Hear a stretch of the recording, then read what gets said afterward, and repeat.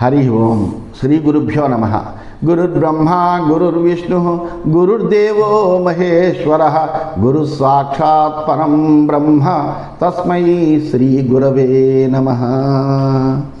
ఈ విధంగా నిన్నటి మన మహాభారత ప్రస్థానంలో ఈ రాజసూయ యాగము ధర్మరాజు శ్రీకృష్ణ భగవానుడి యొక్క రక్షణలో చాలా అద్భుతంగా ఏ ఒక్క రాజు కూడా చెయ్యలేనటువంటి విధంగా ఎంతో వైభవంగా ఆయన చేశాడు. ఆయన రాజసూయ యాగం పరిసమాప్తి చెందింది. అందరూ కూడా ధర్మరాజు దగ్గరికి వచ్చి వినయంగా ఆయన యొక్క ఆతిథ్యం స్వీకరించి ఆయన చేత సత్కారం పొందినటువంటి వాళ్ళై వరుసగా మేమందరము కూడా వెళ్ళడానికి ఇంకా అనుమతించవయ్యా, గొప్పదైనటువంటి మహావైభవపేతమైనటువంటి రాజసూయ యాగాన్ని చేసాము, కురువంశంలో ఏ ఒక్కడు పొందనటువంటి గొప్ప శ్రేయస్సును నువ్వు పొందేవు, అద్భుతమైనటువంటి యాగాన్ని నువ్వు పరమ వైభవంగా నువ్వు నిర్వర్తించగలిగేవు అని అందరూ కూడా ధర్మరాజును ప్రశంసించారు. ఆయన దగ్గర అనుమతి తీసుకుని రాజులందరూ కూడా ప్రయాణమై వెళ్ళారు. ఆ తర్వాత కృష్ణ భగవానుడు కూడా అనుమతి తీసుకుని వెళ్ళాడు. ఇలా మొత్తం అందరూ కూడా ఒక్కొక్కళ్ళే వెడుతూ ఉండగా ఆ దుర్యోధనుడు శకుని మాత్రం ఇంకా దివ్యమైనటువంటి ఆ సభలో ఉన్నారట. అదే సమయంలో వ్యాస భగవానుడు కూడా ధర్మరాజు దగ్గరికి వచ్చి, మహానుభావ, చాలా చక్కగా రాజసూయ యాగం పరిపూర్ణం చేసావు, అందువలన ఇంక నేను వెళ్ళి వస్తానయ్యా, నువ్వు నా ప్రయాణానికి కూడా అనుమతించవలసింది అని వ్యాస భగవానుడు మహారాజు అయినటువంటి ధర్మరాజును కోరితే ధర్మరాజు వెంటనే వినయంతో ఆయన పాదాలకి నమస్కరించి, మహానుభావ, నాకు సందేహం కలుగుతుందయ్యా, అనేకములైన ఉత్పాతాలు వస్తాయి అని చెప్పాడు నారద భగవానుడు. అటువంటి ఉత్పాతాలు దివ్యమైనవి, అట్లాగే అంతరిక్ష సంబంధమైనవి, పార్థివమైనవి అంటూ 3 రకాలుగా ఉంటాయని చెప్పాడు. అయితే ఈ శిశుపాలుడి మరణం తర్వాత ఉత్పాతాలన్నీ అయిపోయినట్టేనా, ఇంకా ఏమన్నా ఆ ఉత్పాతాల యొక్క ప్రభావం ఉంటుందా, ఈ సందేహం తీర్చవలసింది అని అడిగేటప్పటికి వ్యాస భగవానుడు చెప్పాడు, ఇది 13 సంవత్సరాలు ఉంటుందయ్యా ఈ ఉత్పాతాల యొక్క ప్రభావం అనేటువంటిది. అందువలన ఈ 13 సంవత్సరాల తర్వాత మటుకు ఒక గొప్పదైనటువంటి యుద్ధం జరుగుతుంది. ఆ యుద్ధంలో అనేక మంది క్షత్రియ సంపత్ అంతా కూడా నశించిపోతుంది. అనేక మంది రాజులు పరస్పరము ఒకళ్ళ మీద ఒకళ్ళు యుద్ధం చేసుకుంటూ ఆ నాశనాన్ని కొని తెచ్చుకుంటారు. దీంట్లో నువ్వు కూడా కారణమవుతావు. అట్లాగే దుర్యోధనుడు చేసినటువంటి అపరాధం కారణంగా అవుతుంది. అట్లాగే భీమ అర్జునుల యొక్క పరాక్రమం కూడా కారణమవుతుంది. ఈ విధంగా గొప్పదైనటువంటి యుద్ధం జరుగుతుంది భవిష్యత్తులో ఎప్పుడో. అయితే నీకు మటుకు శుభం కలుగుతుంది, నువ్వు కైలాసానికి వెళుతున్నాను నేను, నువ్వు హాయిగా ధర్మబద్ధంగా రాజ్యాన్ని పరిపాలించవయ్యా అని ఆ ధర్మరాజుని ఆశీర్వదించాడు వ్యాస భగవానుడు. ఈ వృత్తాంతమంతా వైశంపాయనుడు జనమేజయుడికి చెబుతున్నాడు. జనమేజయ మహారాజా, ఏవముక్త్వా స భగవాన్ కైలాసం పర్వతం యయో కృష్ణ ద్వైపాయనో వ్యాస సహశిష్యై శృతానుగైః. ఈ విధంగా చెప్పి ఆ పూజ్యుడైనటువంటి కృష్ణ ద్వైపాయనుడైనటువంటి ఆ వ్యాస భగవానుడు తన శిష్యులతో కలిసినటువంటి వాడే కైలాస పర్వతానికి వెళ్ళిపోయాడు. గతే పితామహే రాజా చింతా శోక సమన్విత నిశ్వసన్ ఉష్ణమసకృత్ తమేవార్థం విచింత కథంతు దైవం శక్యేత పౌరుషేణ ప్రభావితం అవశ్యమేవ భవితాయుక్తం పరమర్షిణ. తాతగారు ఇలా చెప్పింది. వ్యాస భగవానుడు వెళ్ళిపోయిన తర్వాత ధర్మరాజు చాలా బాధపడ్డాట. అనేకములైనటువంటి అదే దాని గురించి ఆలోచిస్తున్నటువంటి వాడై, నిట్టూర్పులు విడుస్తున్నటువంటి వాడై, పౌరుషంతో దైవాన్ని అడ్డుకోవడం శక్యం కాదు కదా. ఎందుకంటే కాలోహి దురతిక్రమ అని వ్యాస భగవానుడు చెప్పాడు. కాలం అనేటువంటి దాన్ని మనం అతిక్రమించలేము. ఆ కాలవశాత్తు మనకు వచ్చేటువంటి సుఖదుఖాలు ఏవైతే ఉన్నాయో, సుఖం వచ్చింది కదా అని పొంగిపోకూడదు, దుఃఖం వచ్చింది కదా అని బాధపడకూడదు. ఈ సుఖదుఖాలన్నింటినీ కూడా సమానమైనటువంటి మనస్సుతో స్వీకరించి ధైర్యంతో స్థైర్యంతో దుఃఖాలని అధిగమించి సుఖంలో ఆ సర్వ విధాలా కూడా అహంకారం పొందకుండా చాలా జాగ్రత్తగా మన జీవన ప్రయాణం అనేటువంటిది చెయ్యాలి.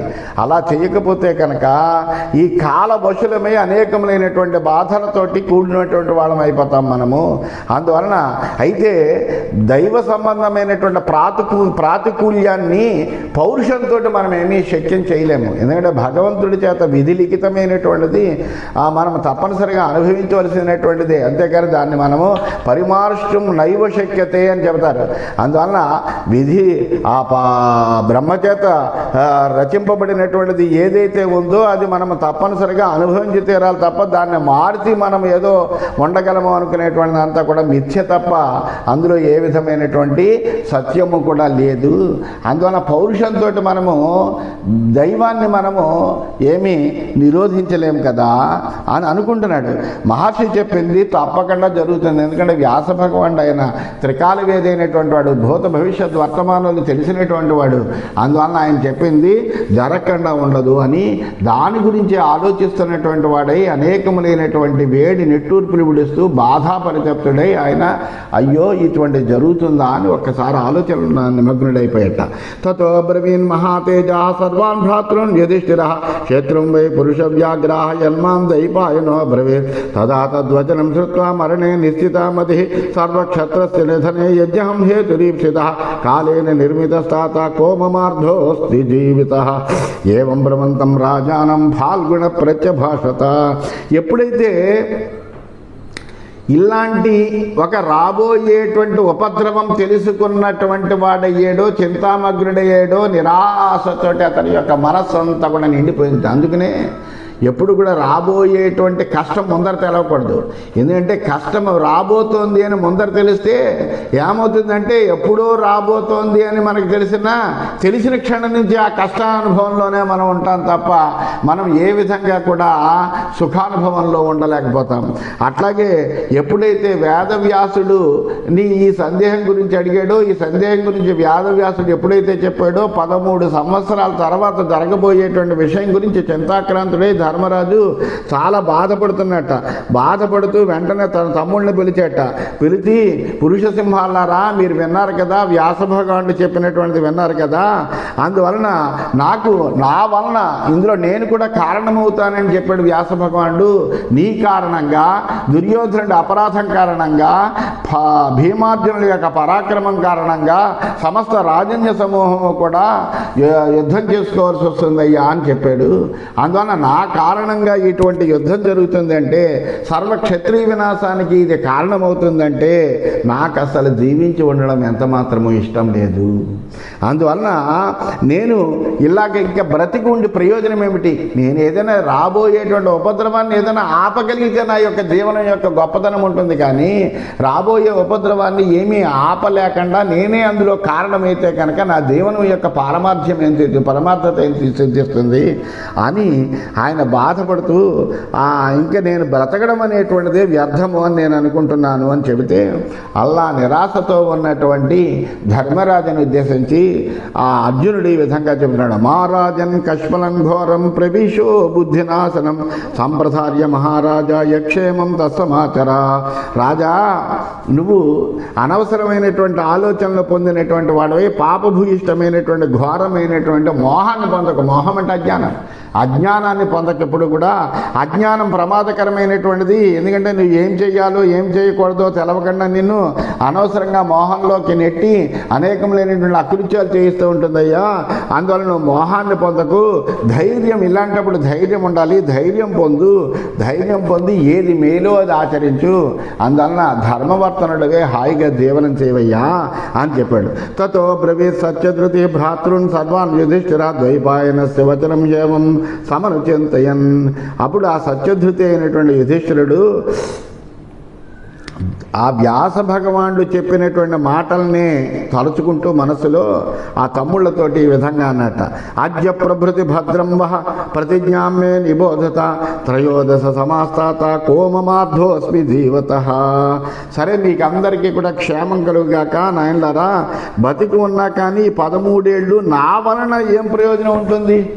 13 ఏళ్ల తర్వాత రాబోయేటువంటి ఒక గొప్ప వినాశానికి నేను కారణభూతుడిని అవుతున్నాను అని తెలిసిన తర్వాత ఈ 13 ఏళ్ళు నేను ఇలా మామూలుగా ఉన్నప్పటికీ కూడా నా వల్ల ప్రయోజనం ఏముంటుంది?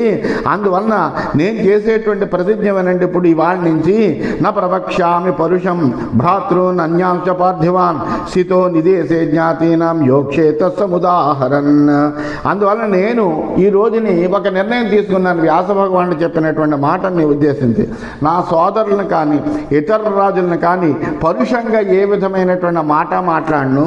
అలాగే జ్ఞాతుల యొక్క ఆజ్ఞను పాటిస్తూ వాళ్ళు అడిగినటువంటివన్నీ ఇవ్వడంలోనే నిమగ్నమవుతాను. ఎందుకంటే దుర్యోధనుడు అపరాధం వల్ల, నీ కారణం వల్ల, భీమార్జునుల పరాక్రమం వల్ల వస్తుంది అని చెప్పాడు. కాబట్టి ఆ జ్ఞాతులు ఏదైనా అడిగితే కనుక వాళ్ళు అడిగినటువంటివన్నీ కూడా ఇచ్చేస్తూ ఉంటాను. అందువల్ల అంతేకాని ఎవరిని కూడా ఏమి అనను. ఇటువంటి ఒక ప్రతిజ్ఞ చేస్తున్నాను. ఏవం మే వర్తమానస్య ససుతేషు ఇతరేషు చ భేదో నభవిత లోకే భేదమూలో హి నిగ్రహ. ఇలా ప్రవర్తిస్తున్నటువంటి నాకు అప్పుడు ఏమవుతుందంటే నా కుమారుల పట్ల కానీ ఇతరుల పట్ల కానీ భేదభావం ఏమీ కూడా నాకు రాకుండా ఉండేటట్టుగా అగుగాక. ఎందుకంటే లోకంలో కారణం ఏంటి? భేదం వస్తే విరోధం వస్తుంది. ఆ విరోధానికి భేదం ఎప్పుడు కారణమవుతుంది కదా. విరోధం వస్తే కనుక ఒకళ్ళ మీద ఒకళ్ళకి ద్వేషం పడుతుంది. ఆ ద్వేషం వలన ఒకళ్ళకొకళ్ళకి యుద్ధం వస్తుంది. అందువలన నేను ఏ విధమైనటువంటి భేదభావము లేకుండా, అంటే విరోధానికి ప్రధాన కారణభూతమైనటువంటి భేదభావం లేకుండా ఈ రోజు నుంచి జీవిస్తాను. విగ్రహం దూరతో రక్షన్ ప్రియాణ్యేవ సమాచరన్ వాచ్యతాం నగమిష్యామి లోకేషు మనుజర్షభాః. అలాగే ఈ వైరభావం ఏదైతే ఉందో దాన్ని దూరంగా ఉంచుతాను. అలాగే అందరికీ కూడా ప్రియాన్ని చేస్తూ ఉంటాను. ఎందుకంటే అందరికీ ఇష్టమైనటువంటి పనులు చేస్తూ ఉంటే కనుక వాళ్ళకి నా మీద భేదభావం ఉండదు. అందువలన లోకంలో నాకు ఏ విధమైనటువంటి నింద రాకుండా ఉంటుంది. అందువల్ల ప్రియాన్ని ఆచరిస్తూ ఉంటూ లోకంలో నాకు నింద కలగకుండా ఉండేటట్టుగా నేను ప్రవర్తిస్తాను. భ్రాతృజ్యేష్ఠస్య వచనం పాండవా సన్నిసంయతత్ తమేవ సమవర్తంత ధర్మరాజహితే రతాః అని ధర్మరాజు చెబితే తమ అన్నగారి మాటలు విన్నారు ఆ తమ్ముళ్ళందరూ కూడా. విని పాండవులందరూ కూడా అతనికి మేలు చేయడానికి తత్పరులై నువ్వు చెప్పినట్టుగానే నువ్వు ఉండవయ్యా, నీకు కావలసిన విధంగా మేము అన్నీ చేస్తూ ఉంటాము అని అతన్ని అనుసరించసాగట. సంసత్సు సమయం కృత్వా ధర్మరాజ్ భ్రాతృభి సహ పితృస్తర్ప్య యథాన్యాయం దేవతాశ్చ విశాంబతే. తమ్ముళ్ళతో కలిసి ధర్మరాజు సభలో ఈ విధంగా ప్రతిజ్ఞ చేశాడు. నేను నా జ్ఞాతులు అడిగినటువంటివన్నీ ఇస్తూ ఉంటాను, ఎవరితోటి భేదభావం లేకుండా ఉంటాను. నా పుత్రుల్ని ఎలా అయితే చూస్తానో అందరినీ కూడా అట్లాగే చూస్తాను. ఏ విధమైనటువంటి భేదభావం లేకుండా, ఎవరితోటి విరోధం లేకుండా, ఎవరికి అప్రియం కలగకుండా ప్రవర్తిస్తూ ఉంటాను అని ప్రతిజ్ఞ చేసి దేవతలకి, పితృదేవతలకి అందరికీ కూడా యథావిధిగా తర్పణాలన్నీ చేసేట. కృతమంగళ కళ్యాణ భ్రాతృభి పరివారిత గతేషు క్షత్రియేంద్రేషు సర్వేషు భరదర్షభ యుధిష్ఠిర సహామాత్య ప్రవివేశ పురోత్తమం దుర్యోధనో మహారాజా శకునిశ్చాపి సౌబలః సభాయాం రమణీయాయాం తత్రైవాస్తే నరాధిప. ఓ భరత శ్రేష్ఠ, రాజులందరూ వెళ్ళిపోయిన తర్వాత శోభాకరమైనటువంటి మంగళ కార్యాలన్నీ కూడా పూర్తి చేసుకుని తమ్ముళ్ళందరూ కూడా వస్తూ ఉండగా ఆ మంత్రులతో కలిసి యుధిష్ఠిరుడు నగరంలో ప్రవేశించాట. మహారాజా, దుర్యోధనుడు సుబలసతుడైనటువంటి శకుని మటుకు వాళ్ళిద్దరూ ఆ రమణీయమైనటువంటి సభలోనే ఉన్నారట. వీడు చక్కగా అలా నగరంలోకి వెళ్ళేట. ఇది శ్రీమన్ మహాభారతే సభాపర్వణి జ్యోతపర్వణి యుధిష్ఠిర సమయే షట్చత్వారింశోధ్యాయః. ఈ విధంగా శ్రీమన్ మహాభారతంలో సభాపర్వంలో జ్యోతపర్వం అనే ఉపపర్వంలో యుధిష్ఠిర సమయం అంటే ప్రతిజ్ఞ అన్నమాట.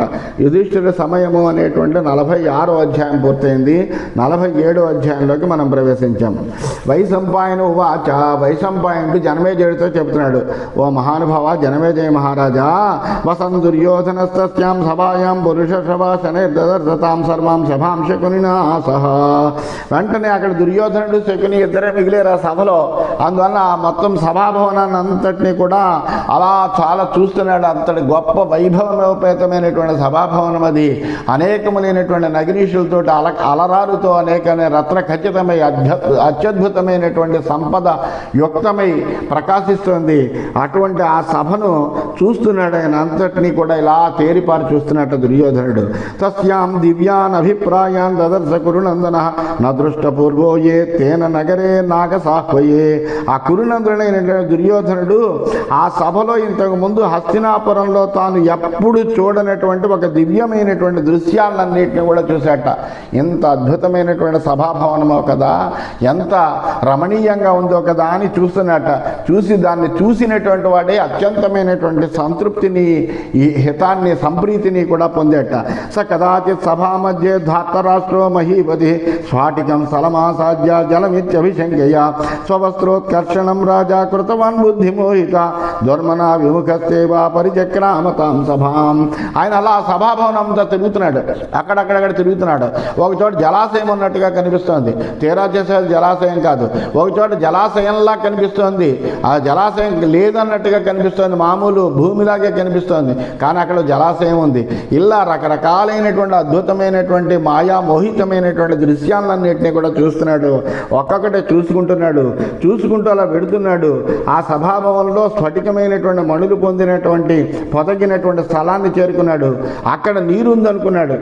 అనే సందేహంతో తన వస్త్రాన్ని ఇలా పైకి పట్టుకుని దాని మీద అట్లా అడుగు వేసేట నీరు అనుకుని, ఆ నీళ్ళే ఏమో కాదో చూద్దామన్నట్టుగా చూశాడు. తీరా చూస్తే అది నీరు కాదు. అప్పుడు అనుకున్నాడు, అయ్యో నేను ఎంత పొరపాటు పడ్డానో కదా అని మనసులో విచారించి అప్పుడు వెంటనే అక్కడ ఉండడానికి కూడా విముఖుడై ఆ సభలోనే అలా తిరుగుతున్నట్ట. తిరుగుతుంటే తతస్థలే నిపతిత దుర్మనా వ్రీడితో నృప నిస్పృశన్ విముఖశ్చాపి పరిచక్రామతాం సభాన్. ఆ తర్వాత అక్కడ గబుక్కుని నేలమే పడిపోయేట. అందుకని మనస్సులోనే దుఃఖిస్తున్నాడు. సిగ్గుతో నిట్టూర్పులు విడుస్తూ అక్కడి నుంచి మళ్ళీ కదిలినాక ఆ సభలోనే తిరుగుతున్నట్టు. అంతా కూడా దివ్యమైనటువంటి సభాభవనం, అది అంతా కూడా చిత్ర విచిత్రంగా ఉంది, అంతా మాయగా ఉంది. అటువంటిది అంతా చూస్తున్నాడు. తత స్ఫాటికతో యాం వై స్ఫాటికాంబుజ శోభితాం వాపీం మత్వా స్థలమివ సవాస ప్రాపత జలే. ఆ తర్వాత అంత క్రితం స్ఫటికమణులతో ఉన్నటువంటి ఒక ప్రాంతాన్ని చూసి అది నీరు అనుకున్నాడు. అనుకుని జాగ్రత్తగా అడుగు వేయిపోయాడు. కానీ అది నీరు కాదు, భూమి అనేటువంటిదే విషయం తెలిసి అప్పుడు వెంటనే అక్కడ మళ్ళీ తత్తరపడి మామూలుగా నడిచాడు. ఇప్పుడు మళ్ళీ అటువంటి ప్రదేశం ఇంకోటి కనిపించింది. కనిపించేటప్పటికీ ఓహో ఇందాకట్లాగే ఇది స్ఫటిక మణిమయ పద్మాలతో అలరాలైనటువంటి కొలను చూశాడు. చూసి ఇది స్థలమే ఉండి ఇందాక మనం అనుకున్నాం కదా, ఇక్కడ నీరేముంటుంది అని అనుకుని గబుక్కుని అడిగేశాడు. అడిగేస్తే తన ఆ బట్టలతో ఉన్నటువంటి వాడై ఉన్నాడు, ఆ నీటిలో పడిపోయాడు. జలే నిపతితం దృష్ట్వా భీమసేనో మహాబల జహాస జహసైవ కింకరాస్తసు యోధనం వాసాంసే శుభాన్యస్మై ప్రదూ రాజశాసన తథాగతం తం దృష్ట్వా భీమసేనో మహాబల అర్జునస్తే యోచోభో సర్వే తే ప్రాసంసదా నామర్షేత్ తతస్తేషాం అవహాసమమర్షణ. అయితే అలా నీళ్లలో పడిపోయినటువంటి సుయోధనుడిని చూశాడు మహాబలుడైనటువంటి భీమసేనుడు. చూసినటువంటి వాడు అతని పరిచారకులందరూ కూడా ఉన్నారు. గబుక్కుని అలాగా నేలనుకుని నీళ్లలో పడిపోయేటప్పటికీ అతను చూసి అందరూ కూడా నవ్వారట. ఆ స్థితిలో వెంటనే కానీ నవ్వినప్పటికీ అప్పుడు వెంటనే ధర్మరాజు చెప్పాడు అతనికి మంచి వస్త్రాలను మళ్ళీ వెంటనే ఇవ్వండి అంటే వెంటనే అతడికి రాజు యొక్క ఆజ్ఞను అనుసరించి అతనికి అన్ని శుభ్రమైనటువంటి చక్కటి పొడి వస్త్రములన్నీ కూడా మళ్ళీ ఇచ్చారు. ఆ స్థితిలో ఉన్నటువంటి ఆ దుర్యోధనుడు చూసి భీముడు, అర్జునుడు, నకులుడు, సహదేవుడు కూడా పరిహాసంగా నవ్వారట. అసలే అసహనం ఎక్కువ ఉన్నటువంటి వాడు దుర్యోధనుడు. ఏమాత్రము కూడా సహించలేడు, ఇతరుల యొక్క వైభవాన్ని సహించలేడు, ఇతరుల యొక్క గొప్పతనాన్ని సహించలేడు, ఇతరుల యొక్క పరాక్రమాన్ని కూడా సహించలేడు. అందువలన అసహనం కలిగినటువంటి వాడు ఆ దుర్యోధనుడు. అటువంటి అసహనశీలుడైనటువంటి ఆ దుర్యోధనుడు వాళ్ళ యొక్క పరిహాసాన్ని ఎంత మాత్రమూ కూడా సహించలేకపోయేట. ఆకారం రక్షమాణస్తు నసతాన్ సముదైక్షత పునర్వసనముక్షిప్య ప్రతరష్యన్న వస్థలం. ఆ సిగ్గుతో కూడినటువంటి వాడే తన ముఖ కవళికలను దాచుకోవడానికి అతను ఇంకా వాళ్ళ వైపు తిరిగి చూడలేట. మరలా ఆ స్థలాన్ని చూసి బట్టలన్నీ పైకెత్తుకుని ఈదే వాళ్ళకంటే ఇంకోటి ఉన్నటువంటిది అదంతా నీరు అనుకున్నట్టుగా అక్కడ నడవసాగేట. ఆరురోహ తతసర్వే జహసుశ్చ పునర్జనా ద్వారంతు పిహితాకారం స్ఫాటికం ప్రేక్ష భూమి సహ ప్రవిశన్నాహతే మూర్ధ్ని వ్యాఘోన్నతైవ స్థిత. అలా పైకి ఎక్కినటువంటి అతను చూసి జనులందరూ మళ్ళీ నవ్వారట. అంటే ఇంకో చోట చూసి అతను నీళ్ళు అనుకున్నాడు. నీళ్ళు అనుకుని చాలా జాగ్రత్తగా మళ్ళీ ఇందులో పడతామనుకుని ఆ బట్టలు అవి కాస్త పైకి లాక్కుని అందులో జాగ్రత్తగా అడుగు వేస్తుంటే అతన్ని చూసి మళ్ళీ నవ్వారు. ఇంకో చోట ద్వారం ఉందనుకుని భ్రమపడ్డాడు. నిజానికి అక్కడ ద్వారం లేదు, కానీ ఆ స్ఫటికమైనటువంటి ద్వారాన్ని చూసి అందులో ప్రవేశించబోతుంటే అతడికి ఏమైందిట, ఆ తలకి గట్టి దెబ్బ కూడా తగిలిందిట. గబుక్కుని ఒక్కసారిగా తల తిరిగినట్టయిందిట. తాదృశంచ పరం ద్వారం స్ఫాటికోరు గపాటుకం విఘట్టయన్ కరాభ్యాంతు నిష్క్రమ్యాగ్రే పపాత. అటువంటిది స్ఫటికమైనటువంటి పెద్ద కవాటం కలిగినటువంటి ద్వారాన్ని రెండు చేతులతోటి గట్టిగా చరుస్తూ మూసి ఉందనుకుని దాన్ని అదే ద్వారం అనుకున్నట్ట మరో చోటకి వెళ్ళాడు. ఒక ద్వారం కానటువంటి ద్వారాన్ని చూసి ద్వారం అనుకుంటుంటే ఆ ద్వారం కాదనుకునేటప్పటికీ తలకి దెబ్బ తగిలింది. మళ్ళీ అటువంటి దగ్గర నుంచి ద్వారం అని అనుకుని ఆ ద్వారమని తొయ్యబోతూ ఇట్లాగా చేతులు పట్టుకునేటప్పటికీ గబాలను అక్కడికి ముందరికి పడిపోయేట. అది ద్వారం కాదు. ఈ విధంగా రకరకాలుగా అక్కడ ఉండేటువంటి ఆ సభలో ఉండేటువంటి మాయా దృశ్యాలకి అది ఏమిటో తెలవనటువంటి వాడై దుర్యోధనుడు చాలా తిరకాసు పొందినటువంటి వాడై అనేకములైనటువంటి అవమానాలు పొందే విధంగా ఆయన గబుక్కుని ఇలాగా పడిపోతూ ఉండము, లేకపోతే మరో రకంగా ఉండము, ఇలా అయ్యేటప్పటికీ అక్కడ ఉండేటువంటి వాళ్ళు నవ్వారు. దాంతో పాపము అసహనం కలిగినటువంటి వాడయ్యాడు. ద్వారం వితతాకారం సమాపేదే పునశ్చ తద్వత్తం చేతి మన్వాన ద్వారస్థానాదుపారమత్. అలాగే మళ్ళీ ఒక వెగడల్పైన ద్వారం దగ్గరికి వచ్చాడు. అది కూడా అలాంటిదే అనుకుని ద్వారం వద్ద నుండి అతను వెనక్కి వెళ్ళిపోయాట. ఏవం ప్రలంబాన్ వివిధాన్ ప్రాప్య తత్ర విశాంబతే పాండవేయాభ్యనుజ్ఞాత తతో దుర్యోధనో నృపః అప్రహృష్టేన మనసా రాజసూయే మహాకృతో ప్రేక్షతాం అద్భుతాం వృద్ధిం జగామగజ సాహ్వయం. ఈ విధంగా అనేక రకాలైనటువంటి వంచనలను పొందాడు. అంటే ఏంటి వంచనలు పొందడం అంటే ఎవరు వంచలే, కానీ తనంతట తానుగానే నీరు లేని చోట నీరు అనుకుని భ్రమపడ్డాడు.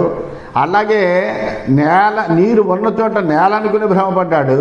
ద్వారము లేని చోట ద్వారం అనుకుని భ్రమపడ్డాడు. ద్వారం ఉన్న చోట ద్వారము లేదనుకుని భ్రమపడ్డాడు. ఇలా రకరకములైనటువంటి వంచనలు పొందినటువంటి వాడైన దుర్యోధన మహారాజు ఆ వైభవాన్ని చూశాడు. ఏమిటి ఇంత అత్యద్భుతంగా ఇంత మాయామయంగా ఎట్లాగా వీళ్ళని నిర్మించగలిగారు అని ఆశ్చర్యపోయాడు మాట. ఆశ్చర్యపోయినటువంటి వాడై మెల్లగా ఆ పాండవులందరి దగ్గర అనుమతి తీసుకుని ఆ రాజసూయ మహాయాగంలో వాళ్ళకి లభించినటువంటి అద్భుతమైనటువంటి సమృద్ధి, అక్కడ రత్నాలు రాసులు పోసారు. అలాగే మణిఖచ్చితమైనటువంటివి ఎక్కడ చూసినా కానీ ఇవన్నీ చూసాడు. ఇంతటి సమృద్ధిని చూసిన తర్వాత అప్రసన్నమైనటువంటి మనస్సు కలిగినటువంటి వాడై అసహనంతో హస్తినాపురానికి బయలుదేరాడు.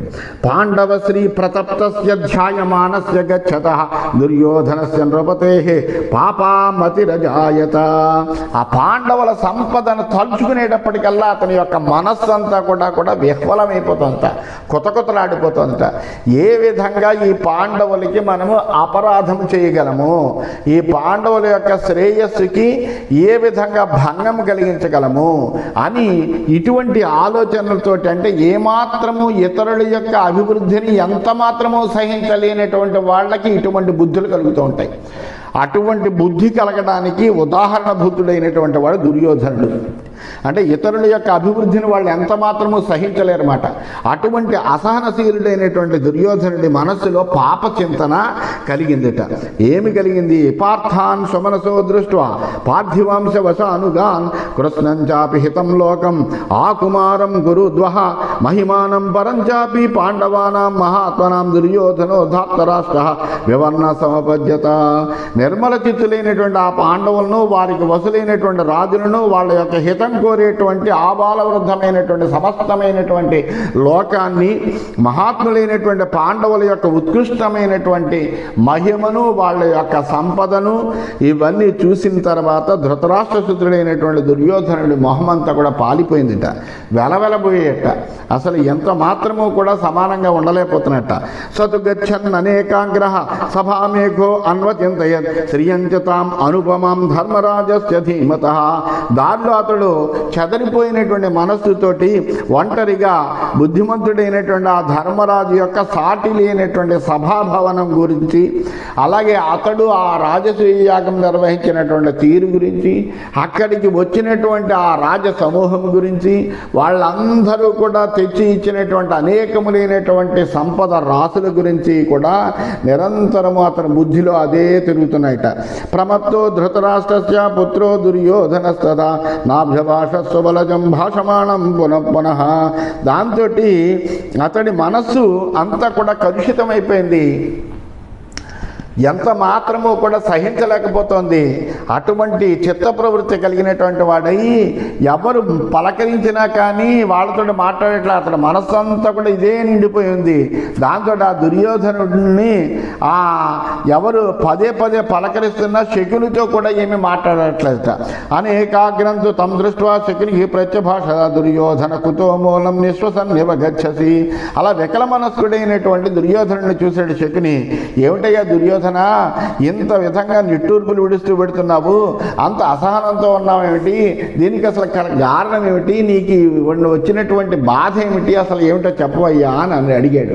అడిగితే అప్పుడు దుర్యోధనుడు చెబుతున్నాడు, దృష్ట్వా ఇమాం పృథివీం కృష్ణాం యుధిష్ఠిరవసానుగాం జితామస్త్ర ప్రతాపేన శ్వేతాస్వస్య మహాత్మనః తం చ యజ్ఞం తథాభూతం దృష్ట్వా పార్థస్య మాతులా యథా శక్రస్య దేవేషు తథాభూతం మహాద్యుతే అమర్షేణ తు సంపూర్ణ దహ్యమానో దివానిశం శుచి శుక్రాగమే కాలే సుష్యేత్తోయమివాల్పకం. ఓ మామా, గొప్పవాడైనటువంటి అర్జునుడి యొక్క అస్త్ర ప్రతాపం వలన గెలిచినటువంటి యుధిష్ఠిరుడి వశమైనటువంటి ఈ భూమిని అంతటిని చూసేటప్పటికీ దేవతలలో మిక్కిలి తేజస్వైనటువంటి ఇంద్రుడు చేసేటువంటి యజ్ఞంలాగా అద్భుతమైనటువంటి రాజసూయ యాగాన్ని నిర్వర్తించిన తీరు చూసినప్పటికీ